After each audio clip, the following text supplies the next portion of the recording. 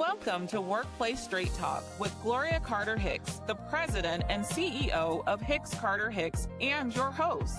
Because some things need to be said about the workplace, Gloria will be saying them right here at Workplace Straight Talk. Look for new episodes on the fourth Monday of the month. Thank you for tuning in. Welcome to Workplace Straight Talk. I am your host, Gloria Carter Hicks, and I'm excited to be here today because this is episode number 2 of our series on innovation, and we have a special guest with us today. That is Mr. Tony Parrott, the Executive Director of Louisville and Jefferson County Metropolitan Sewer District. Hello, Tony. How are you today? Hey, Gloria, I'm doing great. Before we get started, I would like to just quickly run through your bio. I mean, you and I go back 21 years when you were in Cincinnati, and we reconnected with your work in Louisville. So I just want people to know how great you are because I follow you on LinkedIn. I follow MSD on LinkedIn. And what really inspired us for this episode on innovation in the utility industry is the work that you are doing at MSD in Louisville. So let's take a look back over your background, your experience. I know you started in the utility industry in this field about 30 years ago. In 1995 through 2004, you were the executive director for Butler County Department of Environmental Services. And then you went on to the Metropolitan Sewer District of Greater Cincinnati as the executive director, where we connected and met and worked together. And then later on, 2013, you became the executive director over the 2 utilities, Metropolitan Sewer District of Greater Cincinnati and Greater Cincinnati Waterworks. And then from there are a number of awards that you have received. Under your leadership, the Metropolitan Sewer District of Greater Cincinnati won the 2014 U.S. Water Prize from the U.S. Urban Water Sustainability Council. And it doesn't stop there. Later on, you received the Platinum Award for Excellence in Management from the National Association of Clean Water Agencies, known as NACWA. 2015, there at Louisville as the executive director of MSD. And so things just keep going well for you. A couple of more things that we'll go through. Board of directors, you've got time to be on boards. And so board of directors for the National Association of Clean Water Agencies, representing Region 4. And then not only there, you are a Water Environment Federation fellow as well. And then in 2014, you were recognized by NACWA again, the National Environment Achievement Award. In 2017, appointed to the United States EPA Environmental Financial Agency Advisory Board. And then in 2021, your contributions were recognized when you were appointed to the National Forum for Black Public Administrators. Well, I'm still going. 2022 NACWA President Award. 2023 awarded NACWA Utility of the Future. And then appointed to the U.S. Water Alliance Board of Directors in November 2024. And let's not forget, owner of the Year Award from Design Bill Institute of America, and 2025, the National Environmental Achievement Award for Utility Leadership. I think that brings us up to date. Not to mention, you're the executive director over 3 utilities. Tell us about that. Well, Gloria, here in Louisville, our agency is 3 utilities in one. We provide wastewater services for 3 counties in the Louisville metropolitan area. And we also provide stormwater and drainage for Jefferson County here in Louisville, and also flood protection for Jefferson County. So We're one agency, but we are three utilities, managing three utilities. And it is something that requires that we not only be innovative, but it also requires us to make sure that we are integrating proactive practices to be efficient and effective. All right. So, how do you integrate innovation into those three utilities? Because they're Well, you distinctly know, different, it sounds like. yeah, it's different functions, but actually, when you think about us being able to operate those utilities, we believe that we thrive to be a utility of the future. And so we're very strategic on how we implement innovation. And our strategy is that we believe that innovation has three different lanes. One is big innovation, whether it be treatment technology such as thermal hydrolysis in our biosolids program, RNG using recompressed natural gas, or middle innovation, which would be sensor technology in our collection system, or small innovation, which would be innovation coming from our front line that would allow us to improve our processes, to do work more efficiently, and to save our customers money. So we believe a utility of the future has got to be successful in implementing all three levels of innovation in your organization.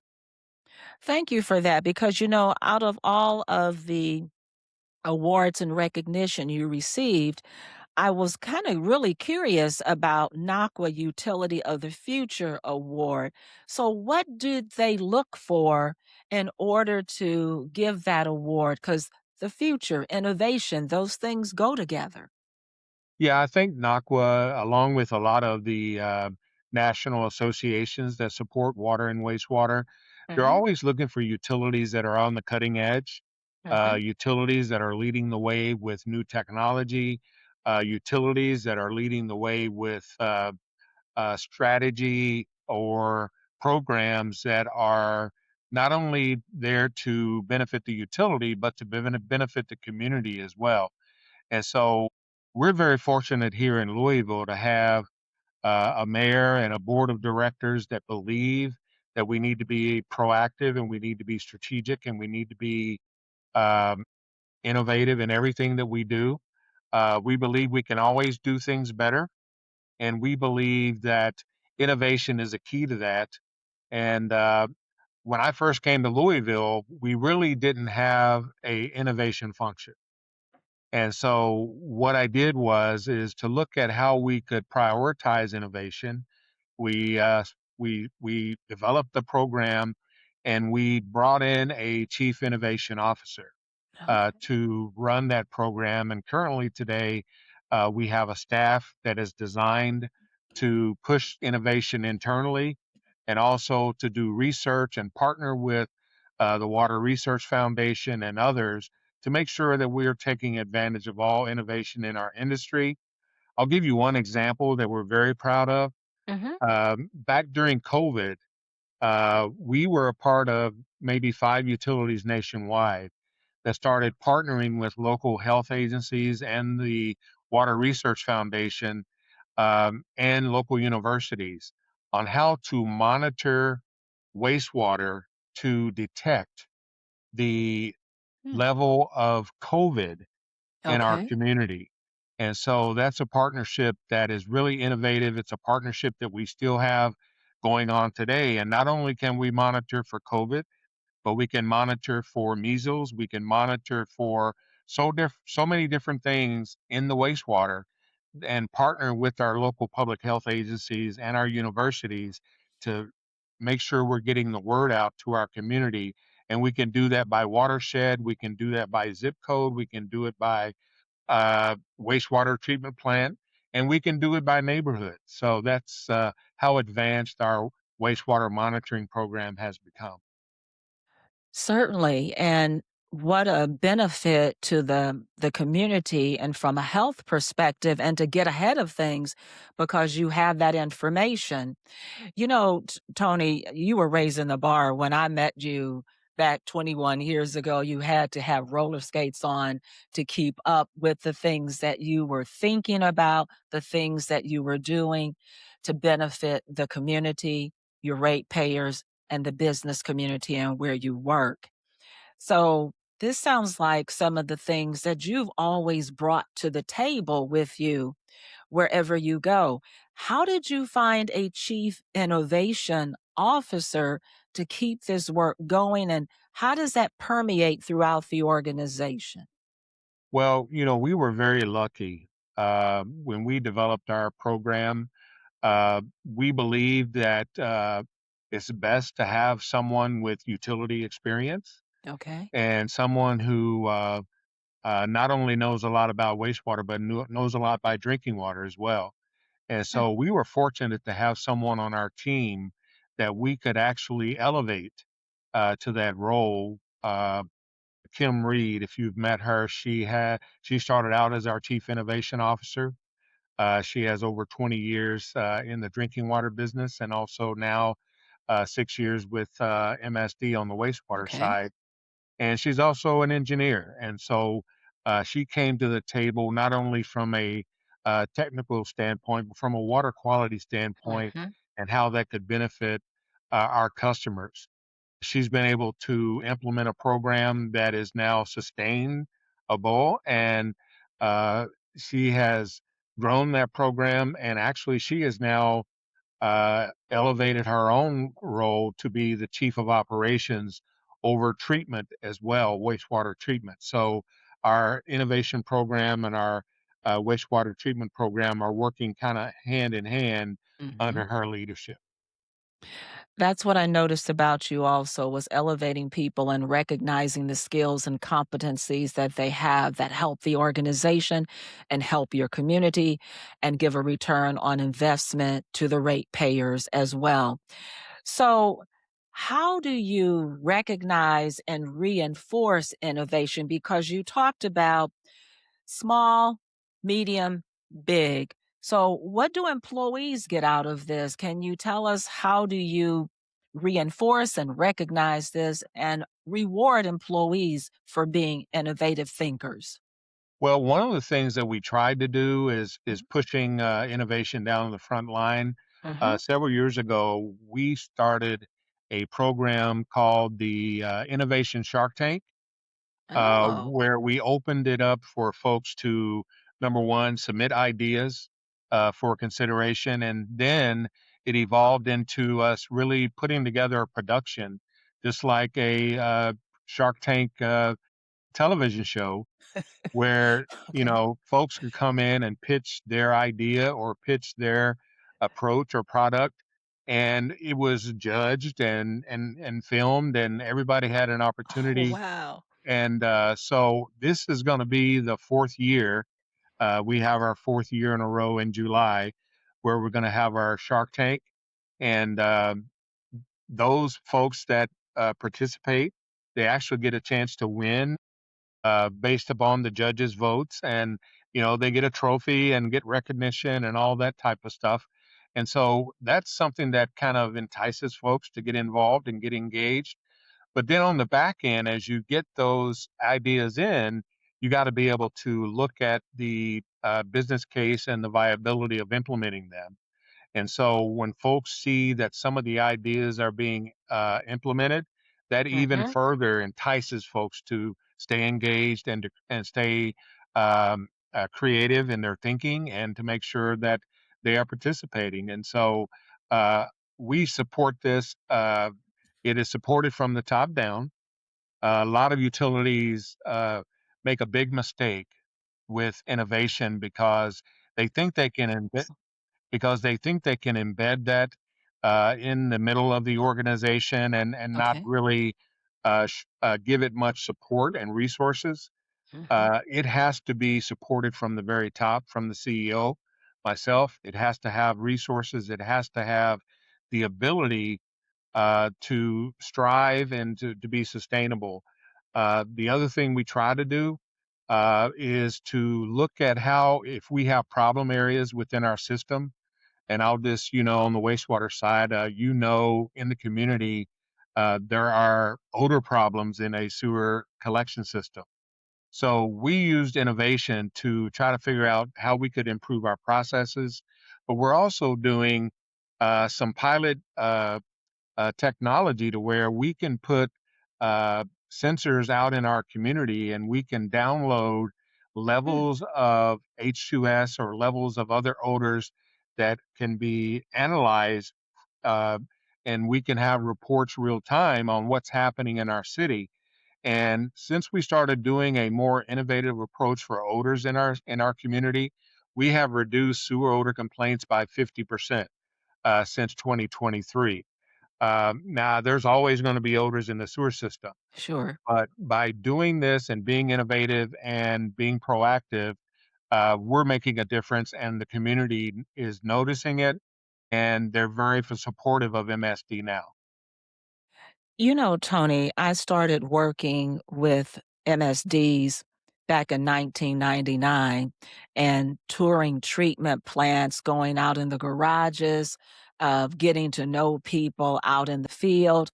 And if I had not had that opportunity as a consultant, I wouldn't know how important the things are that you do. Like I think about don't pour that grease down the drain. Make sure that, when it rains, make sure the sewers are clear. Don't put stuff down the sewers. Do ratepayers know? How do you educate ratepayers to know how important it is the work that you do so that they are really comfortable with your organization, your agency, because you do amazing work. And I happen to be educated in it from a 50,000-foot level only because I've been working with MSDs across the US. How do you do that? Well, you've hit the nail on the head. The ratepayers don't know. Mhm. Everything we do, all of our assets are pretty much out of sight, out of mind, underground. Mhm. And so, they really don't know what's going on with our system unless there's a backup or a flooding or something like that. Then that's when they call MSD or whatever. But 95% of the time, they won't know anything about us because that's how well we do our job. Okay. And so, but we know, to your point of, not flushing certain things and those type of things, we've actually started a campaign. It's called the three Ps. Oh, okay. Things that you don't flush, things that you do flush, which is pee, poo, and paper. Okay. Anything else that is not uh, pee, poo, or paper, you don't flush it down the toilet. Okay. Uh, we also, during Thanksgiving, primarily, we do a campaign about, not putting grease when you fry that turkey Yeah. or you do certain Uh-huh. things. Don't pour that grease down the drain. And we also have programs that say, hey, when you change the oil in your vehicle, don't pour it down a catch basin. Take it to a local facility and get that oil reclaimed. We also are working with our school districts to try to educate our kids. And we open up our facilities to do tours with sixth grade level students, ninth grade level students. We believe the more we can expose kids about what we do from a wastewater treatment perspective, that's going to help them be advocates for us in the future. And just this morning, we kicked off our summer uh, intern employment program where we take in high school students and college students and introduce them to career paths within the utility. And so we've been doing that here in Louisville. Obviously, when I was in Cincinnati, we Mhm. did that as well. It's a great way to open up a career path for young students, particularly those students that are affiliated with our public school systems. Mhm. To let them know that you can go to college to be an accountant, you can go to college to be an engineer, you can go to college to be an IT person, but guess what? You can Mhm. come and work for a public utility. And so Yeah. we get a lot of value out of it. Well, when you talk about innovation and students coming out of college, going into high school, you're trying to prep the future workforce. I know they would be so interested in the innovative careers that they could have at the Metropolitan Sewer District for sure. The other thing I was kind of curious about is you mentioned all of the things that you are doing around innovation. Are you able to share that with the community in any way? How do you do that? Well, a lot of the stuff that we are doing, I mean, actually, MSD has really been kind of out front for several decades when you talk about innovation in the wastewater industry. Mhm. We were one of the first utilities in the nation to implement a, a process called real-time control, where you're actually utilizing the existing sewer system to minimize the overflows in your system. And that's a program that is tied to sensor level technologies to where you're using large storm sewers to hold flow within the system. We also have a very robust SCADA system, which has now evolved into us implementing artificial intelligence at our treatment plants to Mm. help us learn how we can better operate our treatment plants, and how we can be better prepared to um, not only manage the operations, but how we can reduce the cost of chemical usage. Mhm. We also looking at how we can em- embed artificial intelligence into some of our business operations by uh, upgrading our standard accounting principles system. We are also developing a risk management plan and tying that to how we can look at areas where we are vulnerable, particularly with cybersecurity, and making Okay. sure that we are protecting our assets and protecting our business systems. And we are doing that with a very, very robust cybersecurity program. So I hear several things. You're leveraging the human aspect of innovation by what are the things that people can bring to the table to have a big, small, or medium innovative idea with your Shark Tank program. You are leveraging AI, current technology. You are educating the community with the three P's on the things to do and not to do. So you are covering this from all aspects. I want to drill a little deeper with AI. It's been around for some time, but we know today it is being used more frequently. It's like a coworker in some respect. It's doing things that we had not anticipated 5, 10, 15 years ago. So, talk a little bit more about the comfort level, the safety around it, what people think about it, and just what's your perspective on it? As it relates to cybersecurity, Yes, cybersecurity, and you also yeah, mentioned what it's doing in the yeah, treatment plants yes, also. So, it's doing some work for you. yes. It is. And, one of the biggest challenges we have, particularly at our wastewater treatment plants, is to make sure that once you have the systems in place, Mhm. making sure that you're providing the best training program and dashboards for your operators to be able to see the value in those tools. And Okay. that's something that we are in the process of doing right now.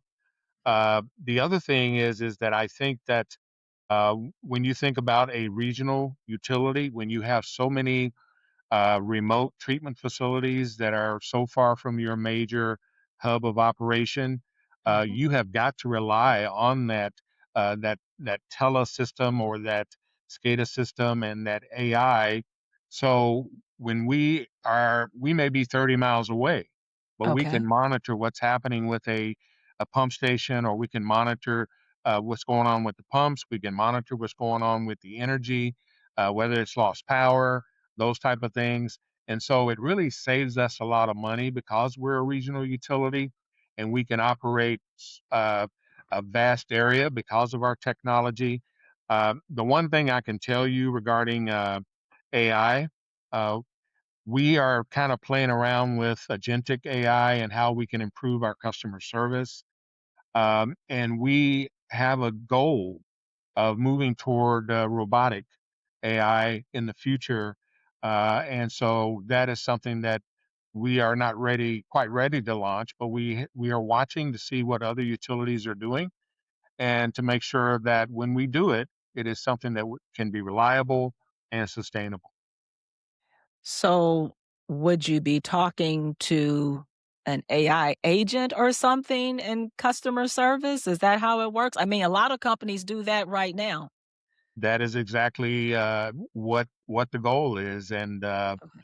uh, we are a little bit different because we are a public government utility, and Yes, so we are not probably going to be stringent with our rollout of that because we have got to always give the customers an option to talk to a live person, sure. particularly when it comes around their bill. And so, but it's something that we think is going to be beneficial down the road. Um, I think if you look across the country, whether it's in St. Louis or whether it's in DC or whether it's in other areas, everybody is taking advantage of artificial intelligence. And we are watching our folks in Europe who have really taken regionalization of utilities to a high level. And so the cost of providing utility services is starting to impact smaller utilities, and so you're going to see regionalization kind of be real prevalent here in the next decade. And it's going to be made possible by technology, and it's going to be made possible by artificial intelligence. And so we're very excited about it. So, what are you seeing in terms of innovation beyond technology? Because I know a lot of people, when we talk about innovation, they think about AI, they think about other means of technology and robotics, things of that sort. But what do you see in addition to technology as being leveraged as a part of innovation? Well, I think that there's a couple things I can mention already that we're involved with our thermal hydrolysis project for biosolids remediation. When we get that project completed in 2 years, we are going to be able to utilize the energy from our biosolids treatment process to create energy and develop recompressed natural gas. And our goal is that recompressed natural gas will be used uh, at our facilities to reduce our gas usage, and then trying to negotiate a deal to sell some of that gas back into the grid with our local gas provider.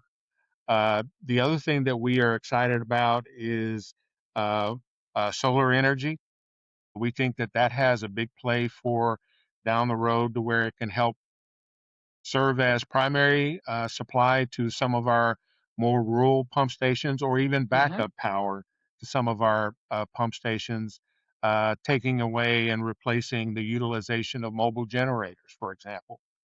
Um, and then I think the other thing that we're very excited about is looking at innovation from a standpoint of how we can look at reuse of Oh, wastewater effluent in the future. It's probably going to be more prominent in the Midwest and the West because of the drought and the water supply issues that they have there. If you're following what's going on down in New Mexico and yeah, other parts of the country, these folks are going to be running out of drinking water. And yes. so the only remedy that they have is to look at water reuse. And so we know that in New Mexico, they're looking at it. We know that San Diego is getting ready to build a multi-billion-dollar desalination project to be able to utilize the Pacific Ocean for drinking water. And then there's a lot of other areas, particularly in the South, where water reuse is going to be a big topic in the future. So, the Mississippi River Hmm. basin is also, uh, you know, having its challenges not only with the Yes. level of water, but also the quality of the water. And so we think that there's going to be, whether it's the Mississippi River Basin or the Ohio River Basin, a lot of discussion around how can we improve the water quality in those basins and how do we look at water reuse in some of those basins. So, Tony, a lot of things that you were talking about requires change, change in how people think, how they work, how they behave. How do you Because this is a lot of change that you're going through and a lot of change that you are seeing for the future. How are you going to get people aligned around these things? Because some people are afraid of the technology, scared about AI. What does that mean for me and my role? How are you aligning what people are thinking and doing and how they're behaving with the future utility that you want them to be? Yeah, that is a very good question because, that is something that is becoming more of a concern, issue of concern. For example, just this year, when we announced our fiscal year 27 budget and proposed rate increase, a lot of chatter online was uh, all utilities are raising their rates to support data centers. And obviously, that's not true in our case, Mhm, but that is sort of running viral out there on social mhm. media that all utilities are building their infrastructure up to serve data centers. So we have work to do. Number one, obviously, we support economic development. We support development if it makes sense for us. And obviously, we believe development should pay its own way. So, if from a political perspective, a zoning perspective, if data centers appear in our district, it's not because MSD is promoting data centers, but we have to be in a position to be able to serve any development in our service area. Uh, but to answer your question, we have a lot of the work to do as public utilities to be better in our communications, to be better in our education. And that's from the national level on down to the local level. And MSD has done so much in the last year or two to even get better from our communications internally and externally. And that's why I was so excited to come on this podcast because taking advantages of these venues to talk about things and hoping you can just try to educate folks because without facts and without valid information, people will run with what they think they know or what they hear, and so it is our job as public utilities to make sure we get the facts out. Talking about people running with what they think they know, you might have to start a rumor patrol sometimes just to find out what people are thinking. Because, yes, communication is critically important when you were talking about the rapid speed of change that the industry is going through. And most people need to better understand that, which also brings me to another question about your community involvement. Can you speak a little bit about what you do externally for the community? Well, we do a lot of external involvement with the community. The couple things that I can talk about and things that I'm really proud of over the last 10 years since I've been in Louisville, we started what we call our community benefits program. Since we have so many major capital investments going on in our community, Mhm, we created a policy and a program that allows our contractors to actually give back to local nonprofits. And those local nonprofits are usually affiliated with education, workforce development, or environmental improvement or something like that. And so you have a lot of contractors that are giving back to support public education, workforce development, and also community revitalization. And so far, with our community benefits program, we are serving over 180 nonprofits, and we have committed from our contractors approximately $12 million of donations to those local nonprofits. And we are seeing such a benefit, particularly in the public education space, mhm, where schools that are underfunded or have been disadvantagedly funded in certain communities, certain parts of our city. Our contractors are adopting those schools and helping them redo playgrounds or helping them build educational mhm, projects, working with local nonprofits that are helping develop workforce, not only for the utility, but also developing reentry capabilities for those that maybe have served or been incarcerated, path back through the Louisville Urban League and One West and other organizations that support those folks that have been incarcerated. And then just the ability to revitalize our communities by supporting parks, by supporting uh, museums, supporting um, other areas of the city that really will bring back safe neighborhoods for our communities, and in the hopes of helping to reduce crime. When you revitalize communities, you get more investment in those communities, and you are really sort of from a triple bottom line perspective, you're doing things that make a difference. The other thing that we're real proud of is to make sure that people understand that MSD supports so many different initiatives. And we have a MSD Cares program where our own employees, every year, we do a fundraiser to raise money for local nonprofits. And that's out of the pockets of our employees who work here at MSD. And so we're very proud of that. And it's a myriad of nonprofits that benefit from that. But those are the things where you're showing goodwill and making sure that people know that you care. And so we have a motto here in Louisville that, regardless of what you want to call it, people don't want to have diversity, or people don't want to have equity, or people don't want to have inclusion. We have a value system, and our value system is based on the three C's: compassion, collaboration, and care. You can have compassion for your customers, you can have collaboration with your community partners, and you can care about your employees and your neighborhoods. And so that's what we're talking about here in Louisville, making sure that people understand that we have compassion, we are collaborative, and we care. I absolutely love it. I've learned so much in these last few minutes of us talking.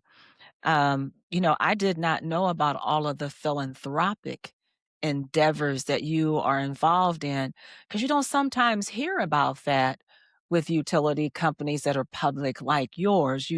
That is something to be extremely proud of, and that says to ratepayers, we do understand who you are as a community. One other thing I'll add to our ratepayers is we know affordability is a big concern and a big Yes, topic it in our is. industry.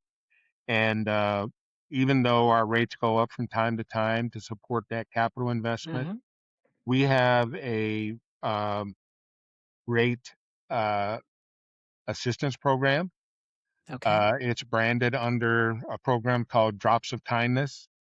And MSD, in partnership with the local Louisville Water Company, we have an affordability initiative that we are giving back and supporting those customers, particularly those that are senior citizens that qualify, and those under a emergency wastewater rate assistance program that qualify.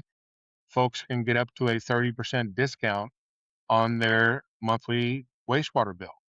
And so we are doing everything we can to get that information out there so that folks can apply and take advantage of that. We think that's needed.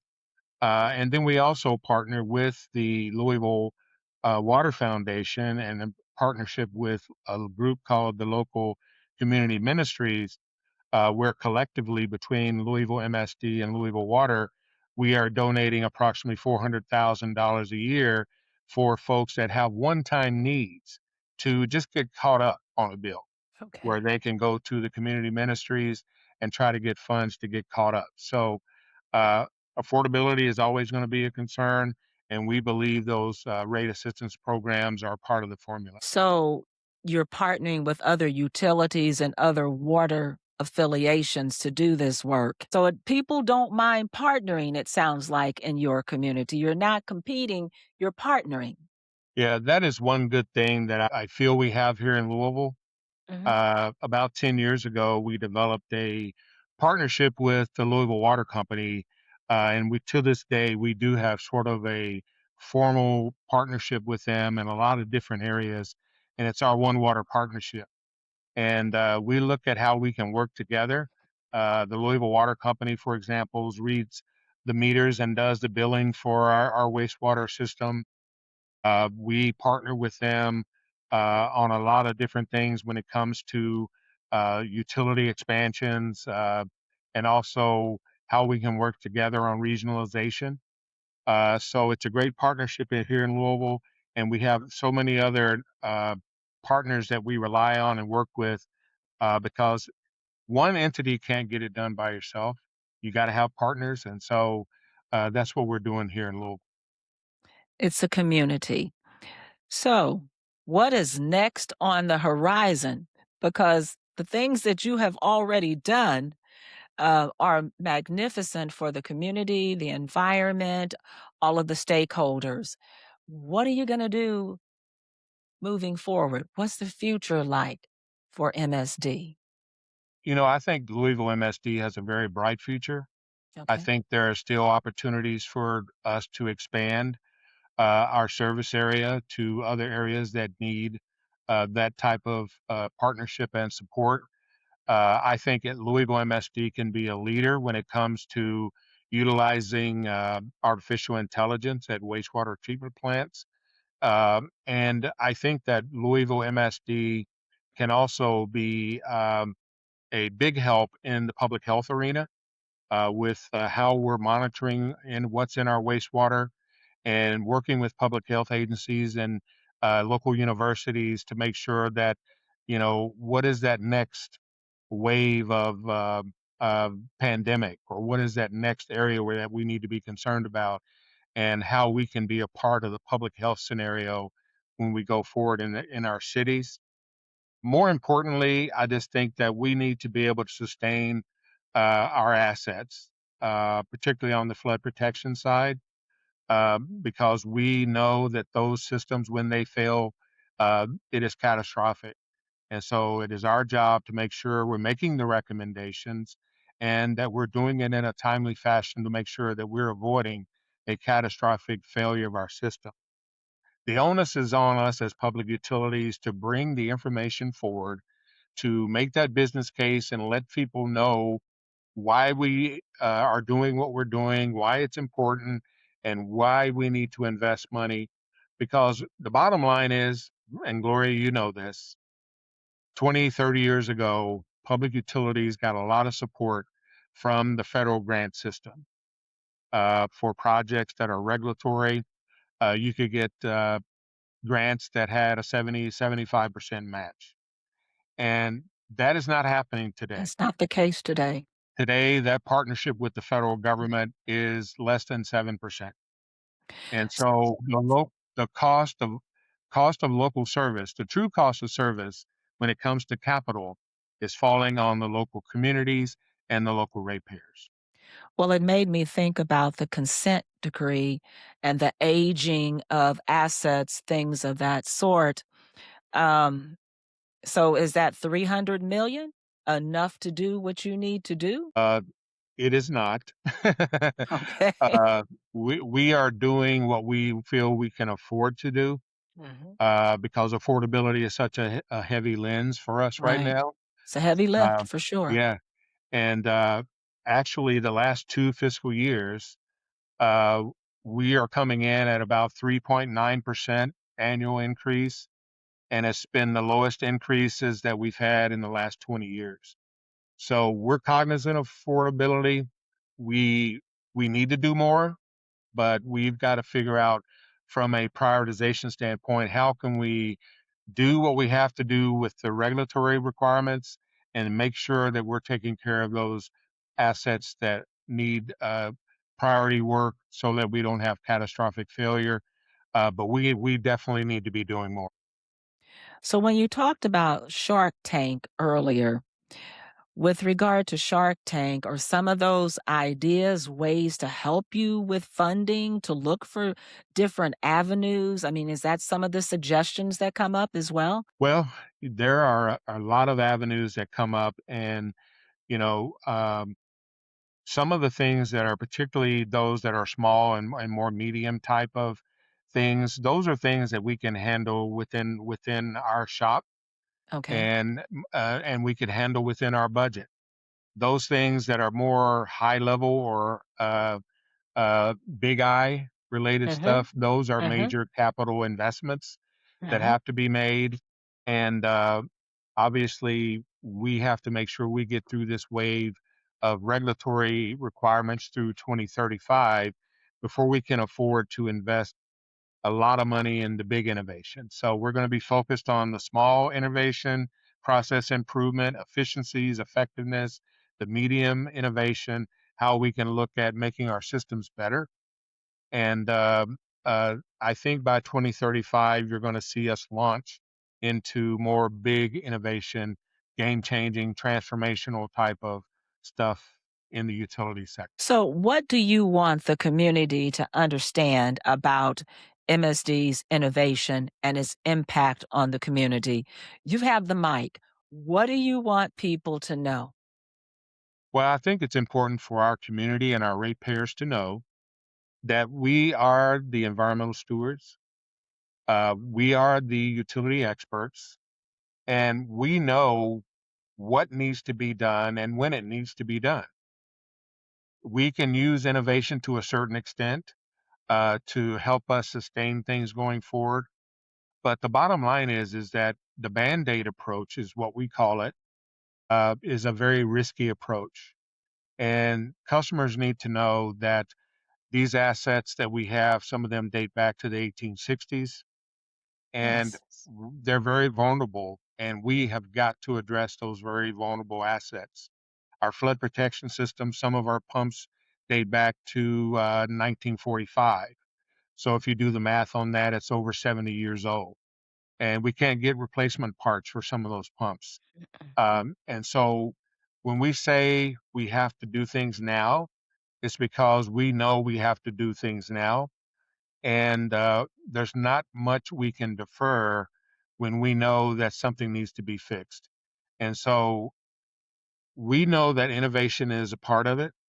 And I think that as we continue to uh, build our brand, build our community partnerships, build our relationships, and develop our youth in terms of educational, expose our facilities, offer tours, show folks what we're doing and where their money is going.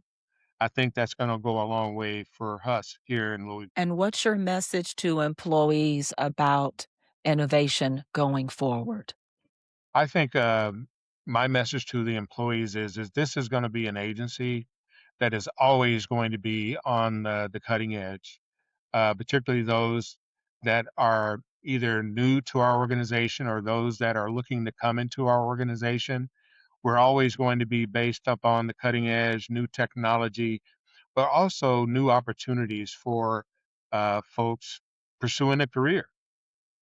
And one of the things that we're trying to implement here is what we call a shared resources model, where you may come in as an accountant or you may come in as an IT person, but you may have multiple skills that we may be able to utilize in other parts of the utility. So it's not going to be the old utility model that you had 30, 40 years ago. The new generation workforce wants uh, more exciting things. They want to do things differently, and they want more flexibility, and they want to be heard, and they want their ideas heard. So, Louisville MSD is going to be a type of place that is going to take advantage of that next generation workforce. I absolutely love hearing that because what you are talking about is talent assets, not stay in your lane, stay in your job. We're going to leverage that knowledge across the agency, across the organization, which you are developing people vertically and Yes, you are developing them horizontally. And to your point, you want people to come and stay and to keep that knowledge there. So that is a different concept. Sometimes people look at their job description and that's all they think they need to do, but they have so much more to offer. So absolutely. that's a talent asset inventory of what people can do well for MSD. Well, the one thing I will also say is that we cannot operate as a utility of yesterday. No. Utility of the future will do away with the silo mentality Hmm. where, you work in treatment, you work in finance, you work in maintenance, you work in this. we all work together. We are Right. all one. And so that silo mentality has to be eradicated. So I want to thank you for sharing what is going on at MSD. As I said, when we worked together 21 years ago, I knew that you brought you brought a different vision to how this work is done. You raised the bar. You caused people to lift their skills and to upscale what they do, and it sounds like you have not changed. As I said, I follow you on LinkedIn, and I am amazed at the things that I see happening at MSD. Now, I did want to ask you one other question, though. How do you share all of what you are doing with other utilities so they can benefit from the talent capital that you are growing there at MSD? Well, we are very active with all of the utility industry associations, Mhm, with, like you said, sitting on boards or being a part of national committees. mhm, Several of our folks, my chief of staff, Dr. Carmen Moreno Rivera, is now sitting on the NACWA board of directors. Sharice Horn, who is our chief of community partnerships, chairs a national committee on environmental justice.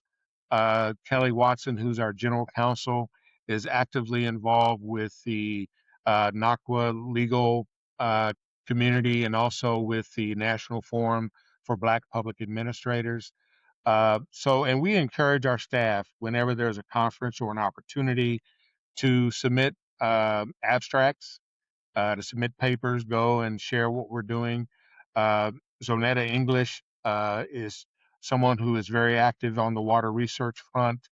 Uh, and Brad Good, who is our chief financial officer, is very active with all the uh, utilities CFOs. And so we believe that not only can we share information, but we can bring information back to make mhm. MSD better. So it's always good to benchmark ourselves out there, but also sharing all this great stuff that we're doing. Again, thank you so much. I'm glad we got everything worked out with our technology. It is always a pleasure talking with you, working with you. This episode of our innovation series, it will air on June 29th. And we have another utility company that is also going to be joining us in July. So this will be the end of our series on innovation coming up in July. And we thank MSD for being a part of that. We appreciate Louisville MSD, the work that we do with you, and the time that we get to spend with your talented employees. Thank you so much, Tony. Thank you, Gloria. All right. Bye bye.